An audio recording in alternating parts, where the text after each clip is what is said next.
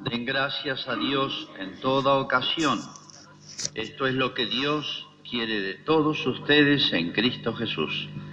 Aleluya.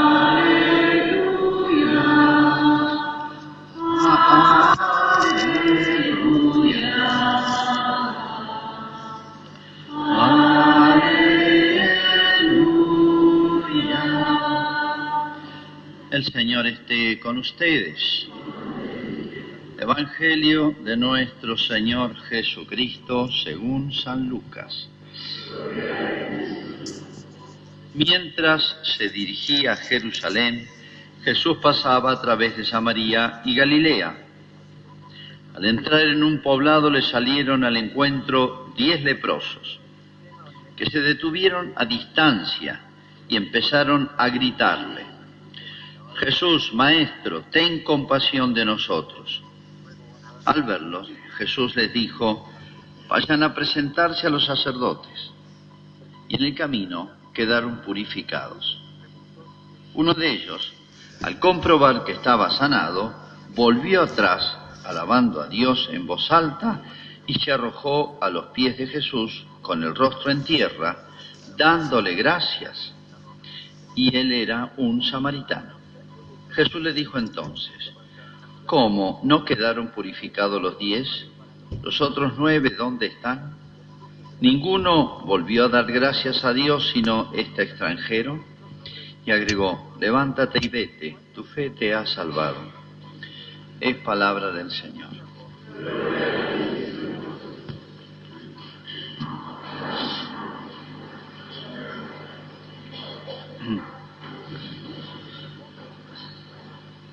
Habrán escuchado decir muchas veces, porque es casi un refrán popular, que es muy importante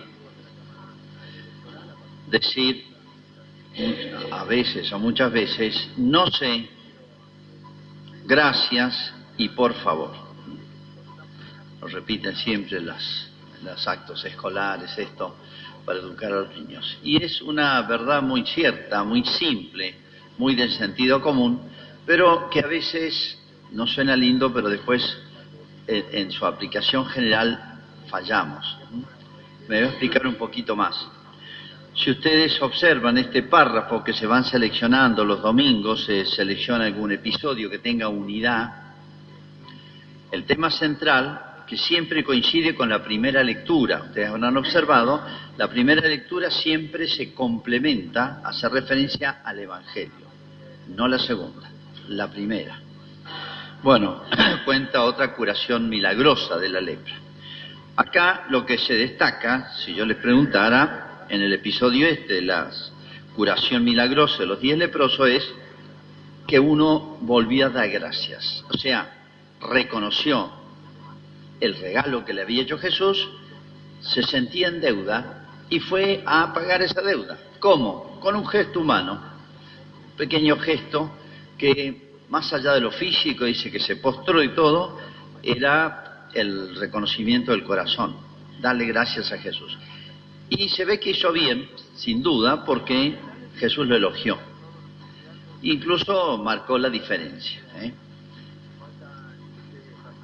El gran tema acá entonces es eso de saber dar gracias, o sea, ser agradecido.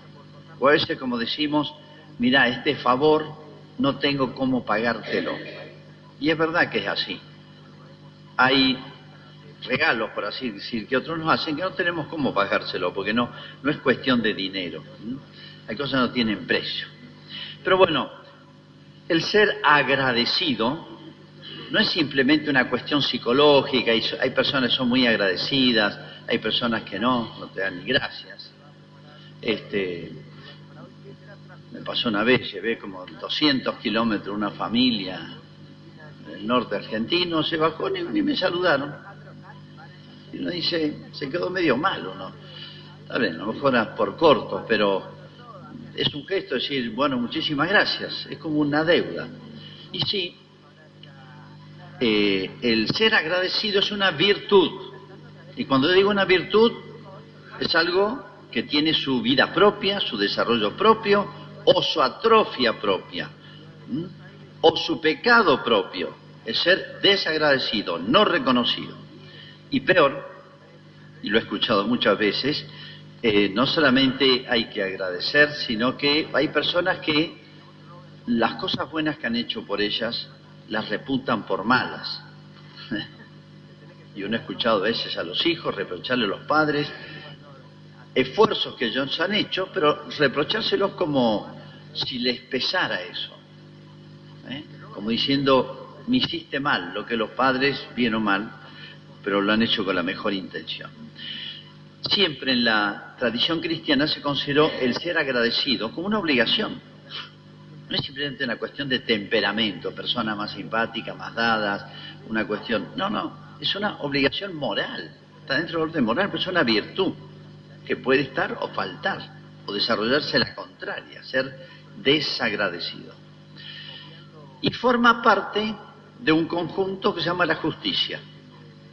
La justicia es una virtud muy grande, que tiene muchas ramas, pero todos tienen algo parecido. Y se puede definir en 2 palabras: dar a cada uno lo suyo. La justicia, para definirla en 2 palabras, es dar a cada uno lo suyo. Puede ser, si yo voy a un supermercado y compro algo, tengo que pagar, no tengo que escapar. Bueno, y pago una cosa material. Pero hay otras deudas. Hay deudas morales, hay deudas gigantescas, como es la deuda que tenemos con Dios. Es la primera y más grande, impagable. Por lo que hizo al crearnos, por este mundo que nos dio, por lo que hizo en la cruz, y bastaría un puntito de estos y sobra para apabullarnos y decir nunca podré pagar esa deuda, y por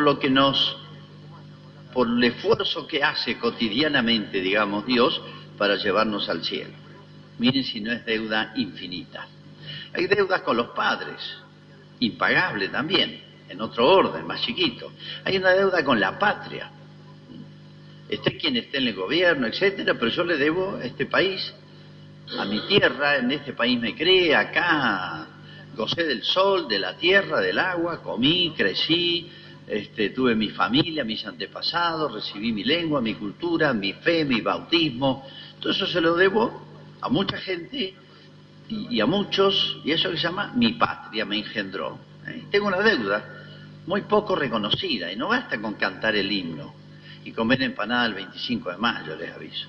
La deuda con la patria es muy larga, muy grande, y nos exigiría, si la entendiéramos, mucho de parte nuestra. No es el tema de ahora. Pero bueno, la justicia es dar a cada uno lo suyo, y es una gran virtud, que tiene muchas ramas, una de las cuales es ser agradecido. Es un acto de justicia, ser agradecidos. Pero voy a contar algunos detalles del episodio para entenderlo más, y sacar un par de conclusiones.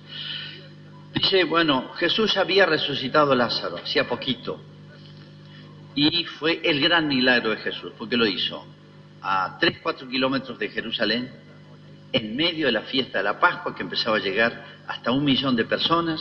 Jerusalén tenía 10.000 habitantes, y en la Pascua llegaban a haber hasta 1 millón, así que era un hacinamiento. A pocos kilómetros de Jerusalén resucita a Lázaro, que llevaba varios días de muerto, y ya estaba sepultado y echaba mal olor. De manera que esto se corrió en el momento y en el lugar más fácil de difundirse, cerca de Jerusalén y en la Pascua. De manera que fue, por así decir, el milagro, la última oportunidad grande que le dio Jesús al pueblo de Israel.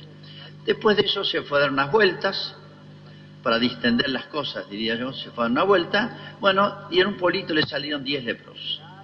La lepra, en realidad, en la antigüedad, había muchas enfermedades que la asimilaban a lo que hoy llamamos lepra. Todas las enfermedades de la piel, en general, ellos le llamaban lepra. Existía la lepra, y hoy ya casi no existe. Yo he visitado un leprosario muchos años atrás, en Entre Ríos, y es impresionante ver los leprosos, porque tienen una psicología especial, se esconden, se escapan, sienten como un complejo, y están siempre, la lepra les empieza a carcomer los cartílagos de la nariz, de la oreja, de los labios, y se le deforma la cara, una cosa horrible. Por eso andan tapados, como andan los motochorros, así que solamente le ven los ojos, ¿no? Bueno, estos andan así y se esconden. Una entrada al leprosario es como una ciudad, un pequeño barrio autónomo, y no tienen contacto con los de afuera por el tema del contagio. Bueno, en la antigüedad habían más lepras, que algunas se han eliminado hoy, y otras enfermedades que asimilaban a la lepra. El que contraía lepra, no había muchos remedios, tenía que aislarse en la casa o en esos pequeños pueblitos de leprosos.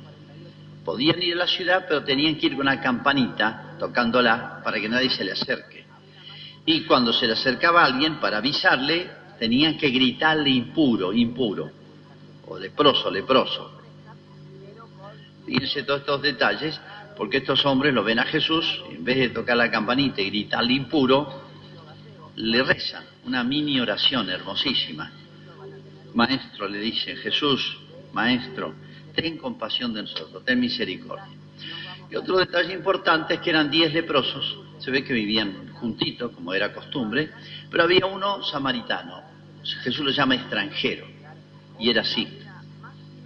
Como lo he dicho muchas veces, Samaria era un pequeño enclave chiquito dentro de Jerusalén, que se detestaban con los judíos mutuamente, o sea, detestaban fuerte, porque a Jesús, ¿se acuerdan? Una vez no le dieron ni posada ni alojamiento, ni le vendieron comida solamente porque no era samaritano. Eso es importante. Fíjense, la miseria los unía. Todas esas diferencias que venían de siglos casi, arraigadas de esos odios de pueblos. Bueno, esto eran los judíos eran muy pasionales, y los samaritanos que eran semijudíos también. Bueno, pero acá esta desgracia más grande los había unido a todos. Tema tan importante en la vida, porque si uno pensara, los seres humanos, pensáramos, ¿qué es más lo que nos une que lo que nos separa?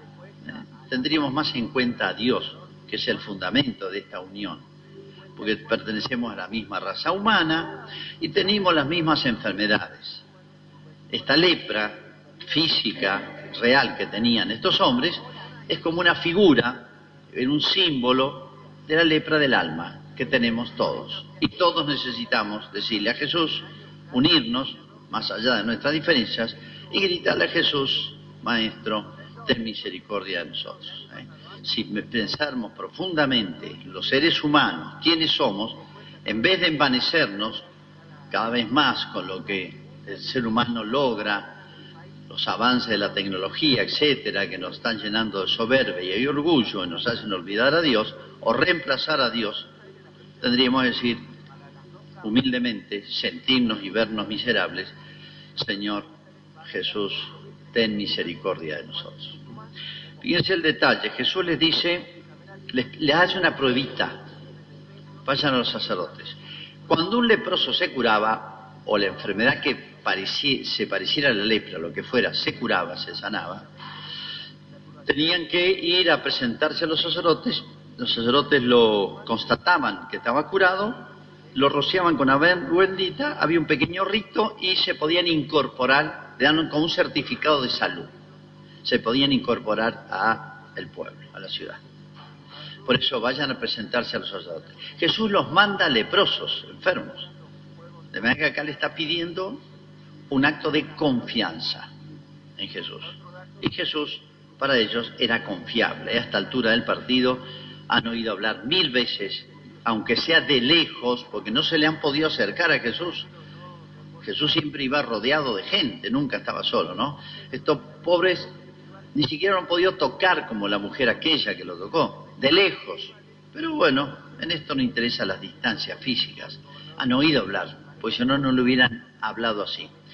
Y eran 10, para mí se han charlado todos, se han puesto de acuerdo, y lo que le grita uno o dos es lo que todos sienten, ¿eh? Acá los ha unido, han consensuado, por así decir, y le gritan a Jesús lo que sienten todos. Jesús ve buenas disposiciones, porque le dice, vayan a decirle al sacerdote, presentarse. Van leprosos. Hay un acto de confianza ahí. Y vamos, estamos así, ¿qué le vamos a decir? Acá hay unos leprosos, no estamos sanados. Y en el camino quedan curados, ¿eh? la pruebita la pasaron los 10, digamos, pues todos quedaron curados. Primer paso, bien. Pero bueno, uno volvió a agradecerle. Habrá ido el sacerdote, calculo, y se volvió. O no sé, o habrá ido después el sacerdote. Pero Jesús le elogia, obró bien. Hasta ahí todo bien, pero este es mejor. Este que elogia a Jesús, todos tenían básicamente fe, porque le creyeron a Jesús y pasaron esa prueba. Pero este la completó, la hizo óptimo. Es un gran acto, es propio el acto de justicia, de gratitud, que es un acto de justicia. Primero, darse cuenta de mis deudas morales. Darse cuenta de mis deudas morales. Y segundo, tratar de pagarlas. Toda la vida tendríamos que estar agradecidos y demostrar y reconocer y pagar ese agradecimiento con gestos. Hay muchas maneras, muchísimas maneras. Con todos, empezando con Dios, que es la deuda más grande. Hay muchas maneras de pagarle a Dios, ¿no? Cumpliendo los mandamientos, siendo dócil a la enseñanza de Dios, etcétera. Bueno, muchísimas maneras. Todo lo que se llama la religión es eso. Con la patria hay 1000 maneras de pagarla, 1000 maneras que ahora no sea el tiempo oportuno. Con nuestros padres, pero va más allá. Aquel que me enseñó algo importante, aquel que me ayudó en un momento difícil, aquel que me consoló, aquel que estuvo al lado mío cuando a lo mejor los demás no percibieron que yo estaba necesitado de algo, los amigos, en fin, aquel que me enseñó el camino de la fe, mi catequista puede ser. Tantas y tantas personas, si uno se pone a ver y lo vemos poco. Cuentan que, aunque parezca no tiene nada que ver, tiene mucho que ver, que después de la Segunda Guerra Mundial, los países que ganaron se unieron para organizar el mundo. Distribuir el botín, vamos a decirlo en términos más crudos. Habían ganado la guerra, distribuir el botín. Bueno, el delegado chino empezaron a hablar de los derechos humanos y quién tiene derecho y quién no acá. El que gana tiene todos los derechos. Bueno, el delegado chino dijo, en mi país no existe la palabra derechos humanos. Pero allá se respetan los derechos de la gente. En la tradición ancestral milenaria china no existe una palabra que diga eso. Pero la costumbre está. Llamó la atención, la verdad. Pero pensándolo bien, en Occidente, en la tradición cristiana, y si vamos más atrás, de nuestra tradición occidental, digo europea, de donde venimos nosotros, greco-latina, de origen griego y latino, que es una base importante, pienso lo mismo que los chinos. Y hoy se han invertido las cosas, y me voy a explicar mejor.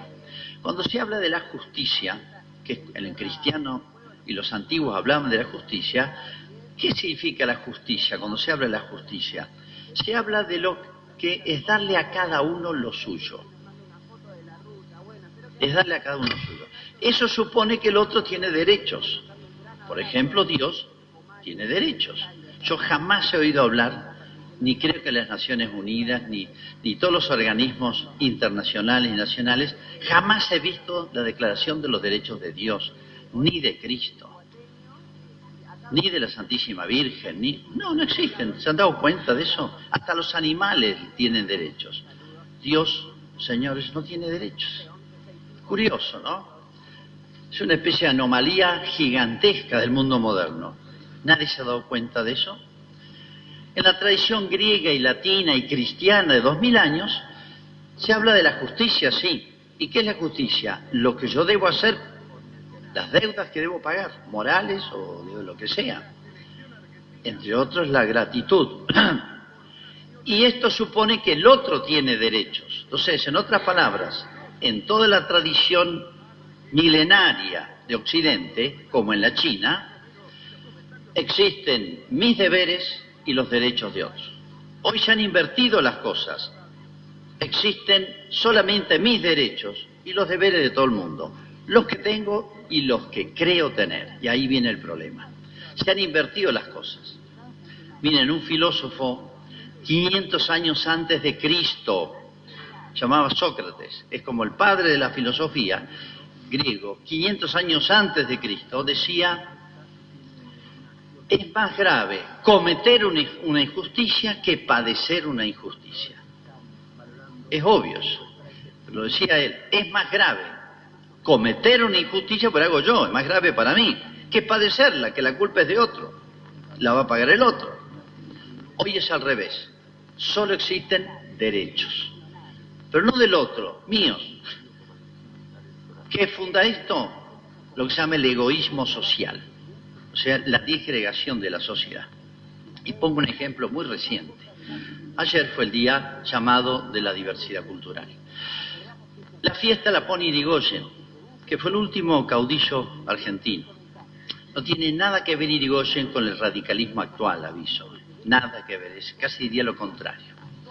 Pero bueno, ese es otro tema. ¿Por qué pone esa fiesta Irigoyen el 12 de octubre? Es muy interesante leer, ya que todo se googlea, googleen los considerandos. ¿Qué significó el día que después se llamó de la raza? Muy mal llamado, porque en esa época se entendía otra cosa por raza. Era, lo voy a traducir en castellano, era el día de la hispanidad criolla. El día en que se embarcó Colón.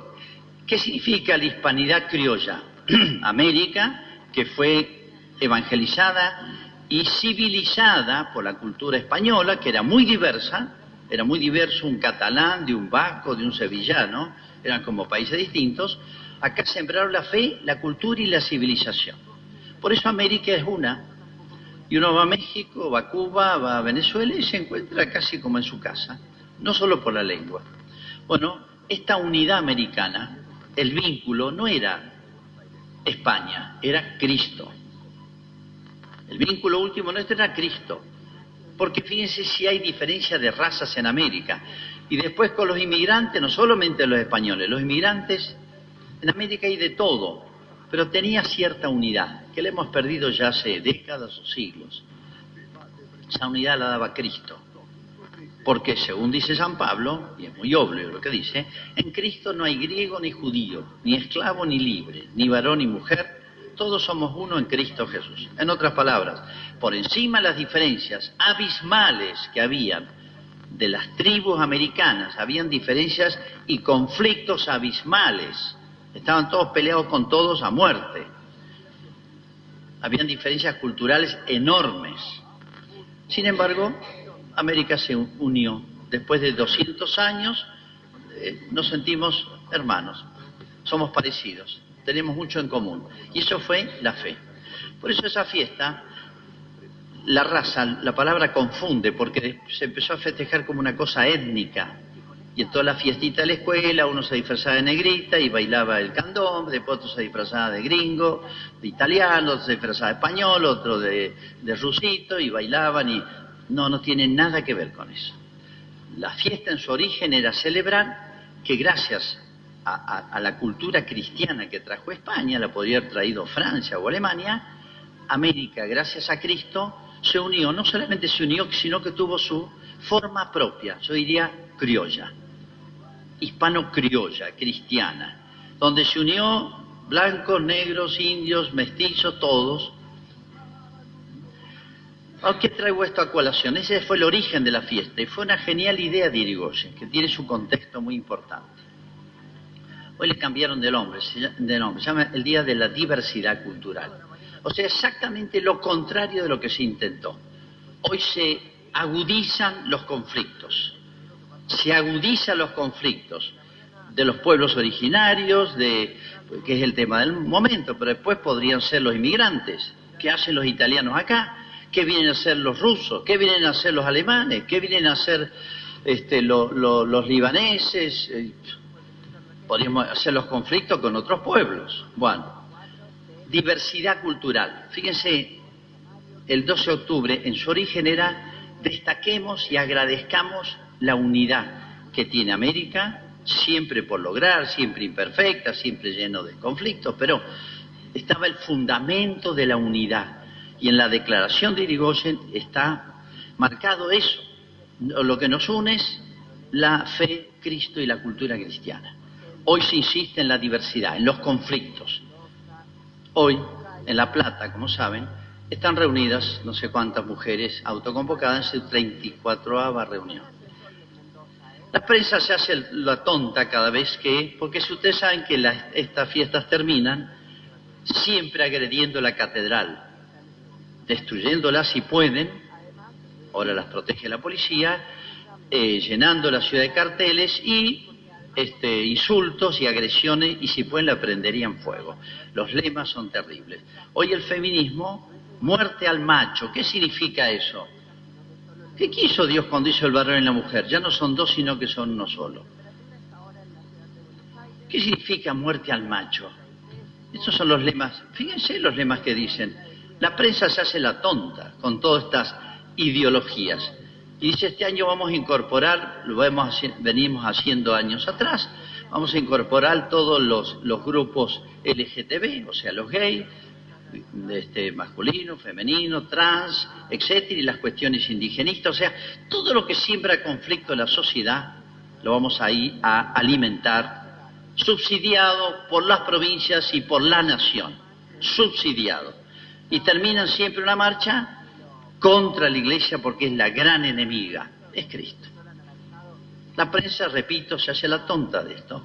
Dice dos palabritas, no pasa nada.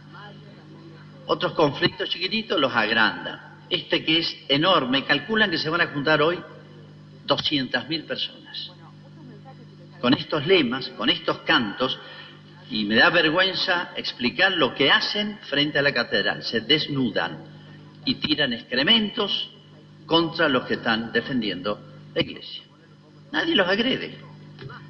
¿Qué es esto? ¿Esta es la Argentina que queremos? Fíjense qué diferencia hay.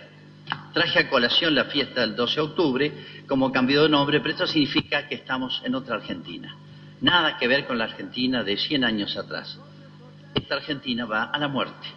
Cuando sembramos los conflictos entre nosotros, nos fijamos en los derechos reales o presuntos, y buscamos todo lo que siembra discordia en la sociedad, es un suicidio de un país, de una cultura, de una sociedad.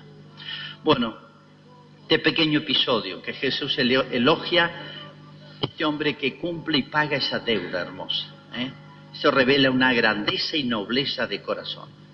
Ojalá nos fijamos en nuestros deberes, tantos que hay, y empecemos a cumplirlos, y todo lo demás se dará por añadidura.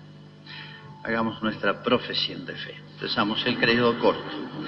Creo en Dios Padre Todopoderoso.